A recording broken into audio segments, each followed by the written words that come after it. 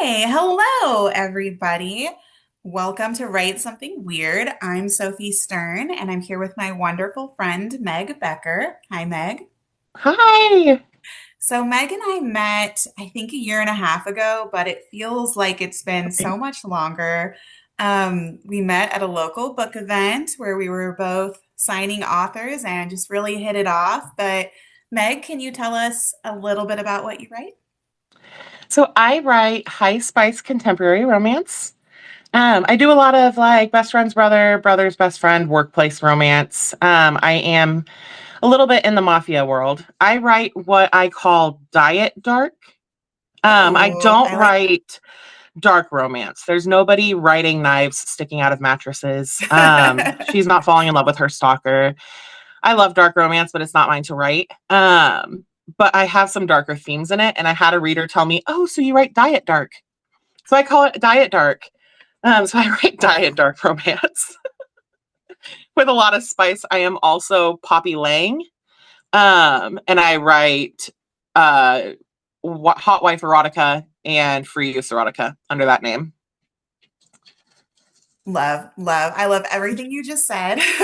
So, Meg, how long have you been writing Since I can pick up a pen, since you could pick up a pen? I started writing a children's book series when I was in second grade. Yeah. Um, and just I've loved writing since. I got my degree in fiction in 2012. Okay. And then I took like a writing hiatus and I didn't write again for I mean, I wrote like on and off, you know what I mean? I do like a I play do. festival every year that I was telling you about like backstage. Yeah. And like I wrote like on and off and did little things once in a while, but I didn't write Yeah. for like God, like 7 or 8 years. Okay. And then we went through the pandemic and everything in life got really weird. And like Yeah. aside from the pandemic, it just felt like I lost control of everything. Yeah, And you know what you absolutely. don't lose control of? Happy Ever Afters and a smutty romance novel. Exactly. So I I'm wrote so one and with I you. loved it so much that I haven't stopped writing since. And so now I have like 14 novels. The 15th will come out this spring. Um, I do plays, I do film, I do You do everything. And it all. I can't stop writing now. I got back into it. Now I just write all the time. I published my first book in June of 2022. I love that. Amazing. You're totally on fire. And the reason I asked, it's interesting to know that you kind of started with like children's books when you were younger, because that's very similar. I always thought I would write children's books or like cozy mysteries. I never in a million years thought I'd write romance ever. Ever. I thought Yeah. I would do children's books and then I went to like middle school and high school and I became that like kind of grungy emo gothic girl. And I got really Okay. into the macabre Yeah, yeah, and yeah. I started writing horror. So I was sure I was going to write Oh, horror for the rest of my interesting. life. Yeah. And I do still write horror, but I don't have any published. Okay, that's cool though. So, question about that. Have you found that there are a lot of similarities between writing like a spicy romance and writing a horror story? Because I've always heard people say that they were very linked, and I think in many ways they are, just because you're trying to elicit emotions from your reader. But what do you think? I agree completely because I think like human passion and relation are a lot broader than just the emotions. Like it's more than Yeah. just love. Like it has fear. And there's that usually in a horror there's something or somebody to fight for. Hmm. And that's the same thing in romance, right? So it kind of has the same theme. You have something to live for, something that you're trying to get for emotional purposes, Yeah. like whether you're trying to survive or you're trying to like find the love of your life, your body has like similar fight, flight, freeze, fawn reactions to Yeah. love emotions as it does to fear. I think that's really interesting. Actually, I've never heard anyone say that both genres give you someone to fight for, so I like that. I will be thinking about that a lot. I think it's true. I think that I think so like too. in horror, there's got to be a reason to survive, Yeah, or to like get past whatever it is that's so terrifying, you know? yeah. And in romance, you have to have like something to drive for. Otherwise, what's your story about Yeah, no, if there's nobody exactly. in there? Hmm. Yeah, absolutely. And I think that leads really well into the next thing that I wanted to talk with you about, which is dipping your toe into other types of writing as a Mm. novelist. So you and I are both novelists, love writing our books, but recently together we've gone to a poetry event, and I know you also are going into like the filmmaking and like script writing space. Can you talk a little bit about that?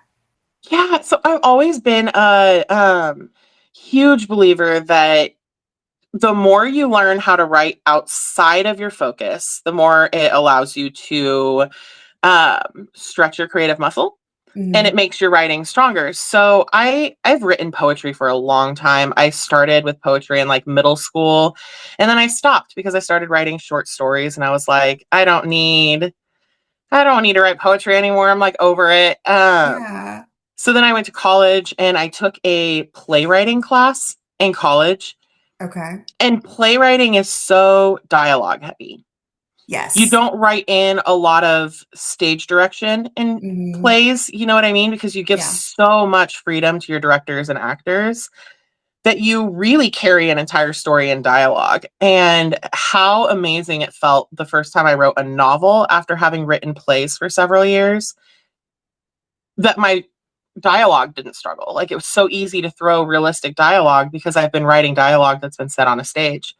Um, so I started writing more plays. I do plays every year. I Hmm. try to learn more things because I've learned that it helps strengthen my primary work.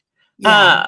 So doing that, I ended up taking some filmmaking classes because I wanted to see how my writing structure and the work I do Yeah. lines up with the writing structure of filmmakers and what they're looking for. Because while it's such a different medium, Hmm. and the stories themselves are so different. I mean, we talk about it all the time, right? What did you like more, the book or the movie? And we talk how different they Yeah. all are.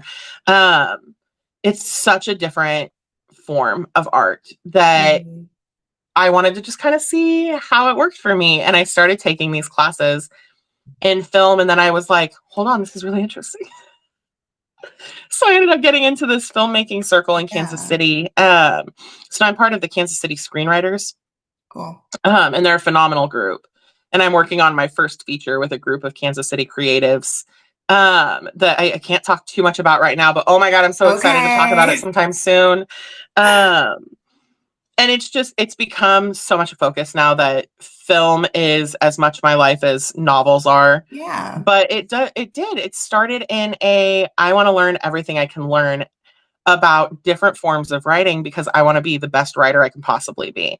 And like there's Yeah. points where in my novels I use poetry in my prose. Hmm. In one of my books, every time she has a panic attack, it was written in haiku. But Oh, not like interesting. written in haiku format, but it had the 575 in her sentence structure. Okay. And I had one person say, one ARC reader say, her panic attacks made me so uncomfortable because it felt so disjointed. Yeah. And she was like, I knew exactly what you were saying, but it felt like my breathing was off. And I was like, oh, it's because I wrote it in Oh, haikus. Every sentence yeah. went 575, 575, 575.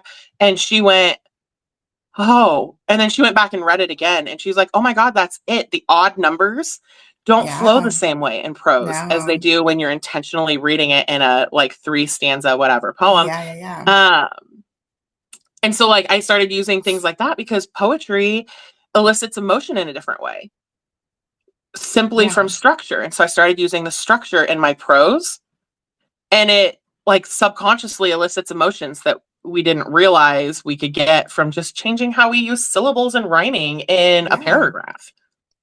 And Well, I I wouldn't have love thought of that that. because I feel like that as a writer, I want my readers to feel something. Like I want them to look at my story and become so immersed that they forget that it's a book and that they're experiencing everything along with my characters. And so I love like tips and tricks like that and different ways we can play with how we're telling the story to intentionally get those emotions out. Yeah. So you notice like we all do this already with Hmm. paragraph cuts, Yeah. comma placement, those Hmm. ellipses and M dashes that everyone supposedly says are AI, but I've been using since like 1993. Yeah.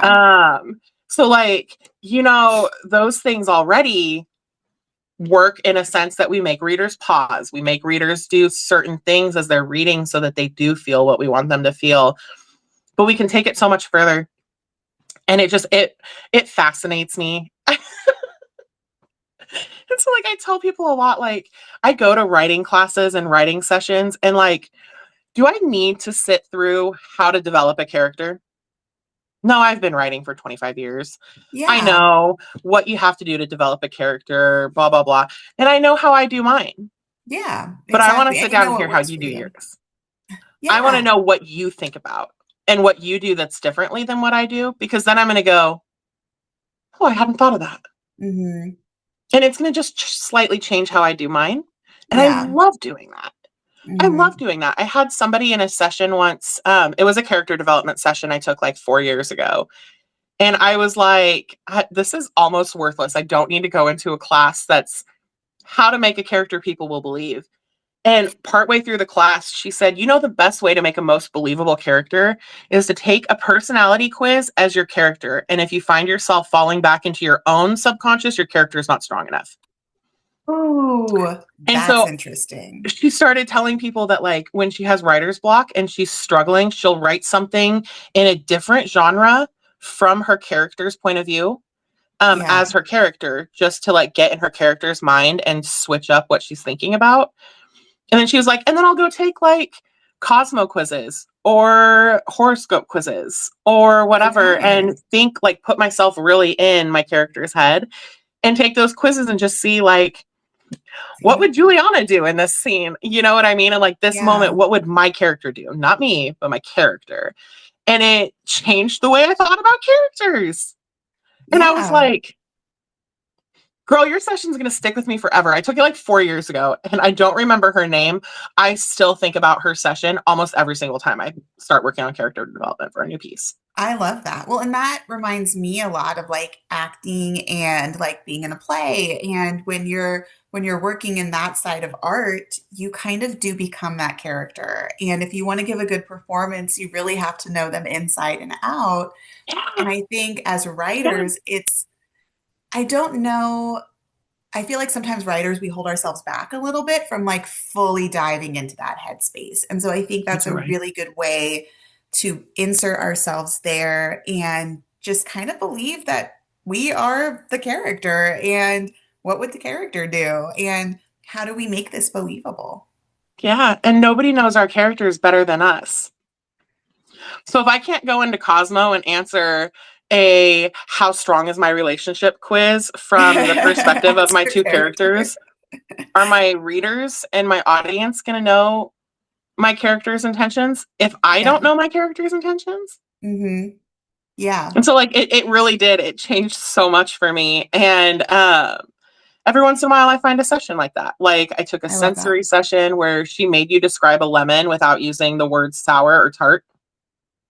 What does a lemon taste like? Not how does it feel? How does Now, it what does it smell? look Nothing. What does like? it taste like? And like I've told you about that one before, that You still have. lives so rent free in my head. It's like, do I know how to describe the five senses? Yes, but I never thought about describing a lemon that way before. Yeah. And so I Well, and think about that when I'm just like doing yeah. different things. No, exactly. And exercises like that are so interesting because I think a lot of us just haven't thought about things that way before. Like I came home from our writing session that day and I asked Jack, I was like, how do you describe a lemon? And then we kind of like pitched ideas back and forth because it's a tricky question. It is because and like everyone listening should like really think about how they describe a lemon because my Yeah. first thought is sour or tart because it's not sweet. Mhm. Yeah. You know what I mean? And like you try to think about it, they don't really taste fresh or refreshing. And like my mother-in-law was like, "Ooh, it like makes my mouth pucker." And I was like, "That's not a taste." Yeah. I was like, "That's not a No. taste. It's a perfectly valid reaction to Hmm. a lemon, but it's not a taste. How does it taste?" And I think it broke her brain too because she Oh sat my there for a goodness. minute and Yeah. everything she tried to come up with was valid.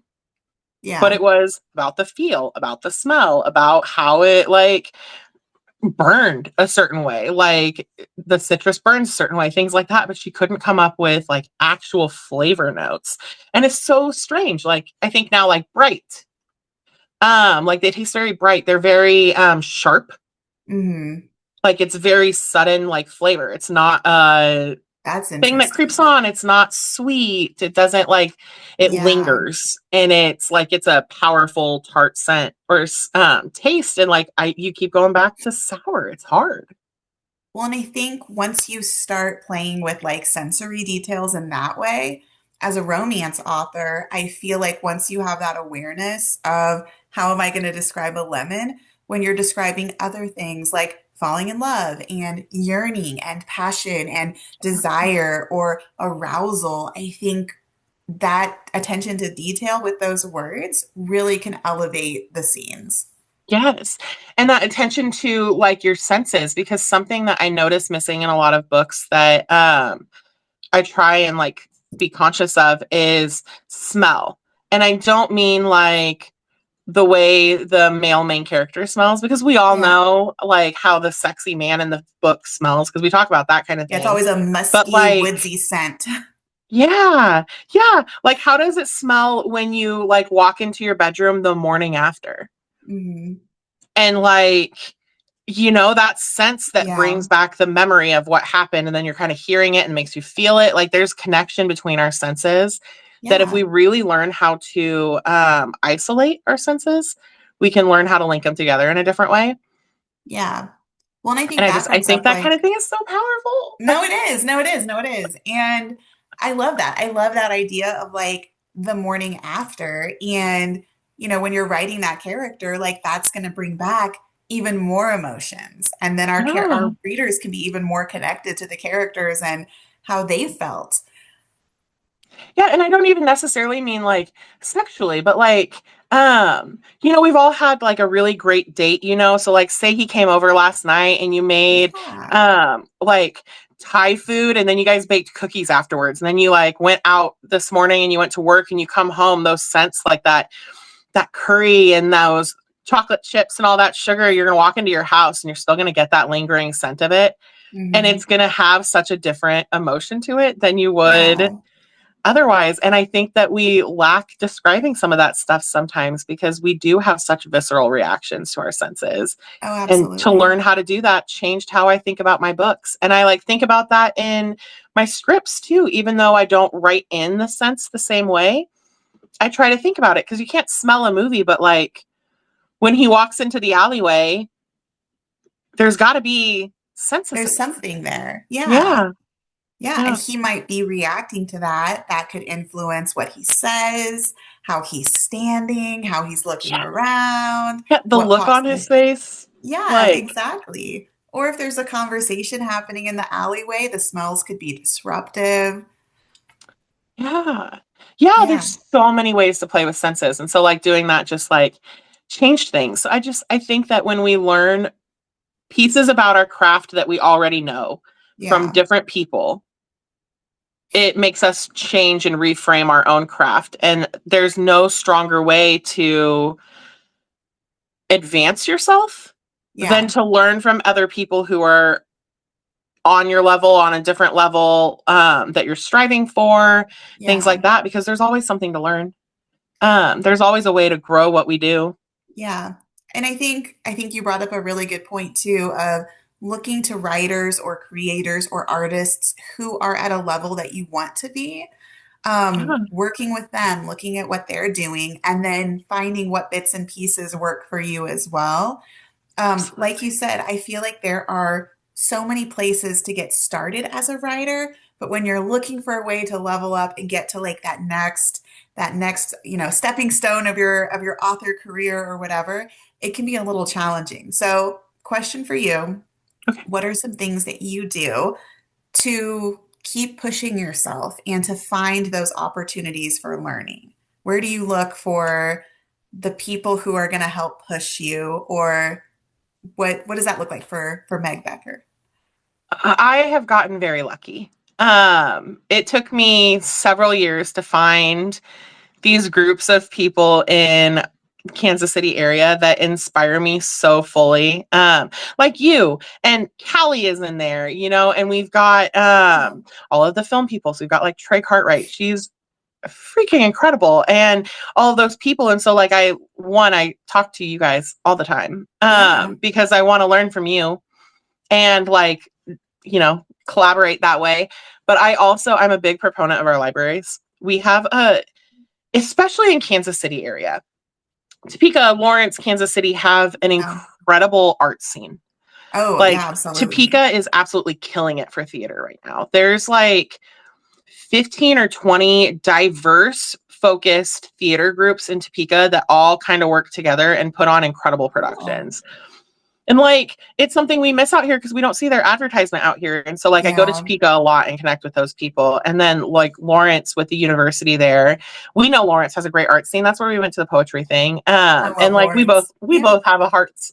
We've got soft spots in our hearts for Lawrence. We know this. Our Um, hearts are in Lawrence. yeah. And then like Kansas City, there's a lot with our libraries. I Yeah. look at every single coffee shop because I go to coffee Nice. shops a lot. And when Hmm. I'm at them, they have their bulletin boards. I read every single one. Yeah. Um, you never know what you're going to find on it. We have Yeah. some great theaters out here. We've got some incredible groups like the Kansas City Screenwriters is awesome. We've got the Independent Film Coalition. We've got, um, gosh, I can't think of what is Sarah and Jessica's group, Dark Flame, Dark right? Flame Society. We've Hmm. got the Dark Flame Society for books, and they're incredible. We do have like the libraries. Woodneath Yeah. Library does Oh, they do conferences so every year. much. They've got a Yeah. true crime one coming up in April. Okay. That's sick. I didn't know about that one. I signed up for it last week. It's a one day, it's on April 10th, whatever that Saturday is. And Okay. it's, you know, Okay. their genre con that they do every August, Yeah. that's Yeah. Yeah. romance. They're not doing that this year. They are going to start switching up genres and do a rotation. So Okay. this year they're doing Cool. a true crime genre con. That's interesting. I love it. And I don't write true crime, but No, am I going to but go? yeah. Oh, yeah. And is there something that you could probably learn when you're there? So many things. So many things. Like I'm Yeah. super stoked about it, and not just because like I write horror and I do like thriller, drama, horror, and film spaces, but like Yeah. how cool. And like again, human instinct is similar between horror Yeah. and romance. So if you go to this horror thing and we take a session about developing fear Yeah. in or like a philanthropy, not philanthropy. I took a session about why can't I think of the word all of a sudden? That's okay. Anthropology. Okay. She talked the entire time about using accurate anthropology in fiction studies. Interesting. And I was like, I don't have any need to write this, but am I absolutely fascinated? Yeah. I Well, was so fascinated. So I'm stoked for the genre con. And I I love sign that. up for everything. And I attend as much as I can. Every single week I go to something that's either poetry or plays because the Underground Poetic Society Hmm. does a ton of poetry stuff. They If do a people are lot. interested in poetry, they do something every Wednesday. They have That's like cool. readings, and the second Wednesday of the month is a generative workshop. The Yeah. fourth Wednesday of the month is a revision workshop. They do a Love. like stage reading workshop every month. Um, I do the screenwriters workshops. They have Yeah. one coming up on sound on Oh, Saturday the okay. 28th, and they have a meeting on Wednesday the 18th where they're talking with a horror director, and I can't remember That's exactly what cool. he's going to talk about. But like I find those things and I go to as much of it as I can. Well, I'm and very Meg, I involved in our think creative communities. you are super involved. And I would also say that for anyone looking to start building their own writing community or to get involved, when you go to things like this, the other people attending, they're in the same boat and they love to be creative. I mean, that's how Meg, that's how you and I met and developed our friendship. And Yeah, Woodneath, I'm thinking of that true crime event coming up. That's really cool. But I'll send you a link. I went to GenreCon a couple of years ago and I went to a couple of the panels and something that blew my mind was the people who attended were so passionate, so excited about writing, so fucking smart. They knew the genre inside and out. I went during like the historical romance year, and all the I was there different too. names for like, yeah, like the types of like hats. We had to take a little quiz on like the types of historical hats for like Victorian lit versus like another time period. And these readers were on top of it. And I was like, yeah, I don't know any of this. I'm just gonna sit in the back. Wait But and listen.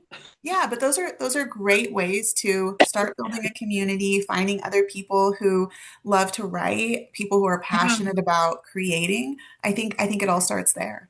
Yeah. And I know we said earlier, it's great to connect and find people who are on your level and on the level who you're striving to. Yeah. But like, and this is something we've talked about before too, people in Kansas City are creatives at all different levels. Oh yeah. You're going to walk into some of these sessions and you're going to see a woman who retired last week who has always wanted to write a book.